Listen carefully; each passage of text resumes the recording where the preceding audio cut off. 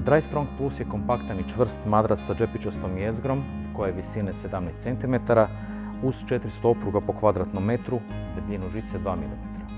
Džepičasta jezgra je obostrano obložena plohama od poliuretanske pjene od po 4 cm debljine, gustoće 25 kg po kubnom metru, čime dodatno naglašavamo njegovu tvrdoću i što ga čini različitim od ostalih madraca.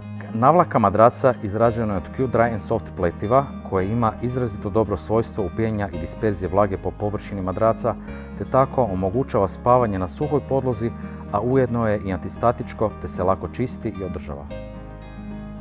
Obzirom na njegovu tvrdoću, pogodan je za osobe veće tjelesne težine kao i one koji vole spavati na tvrđim madracima. Uz madrac Dry Strong Plus preporučujemo podnice Strong Plus Relax Comfort SK.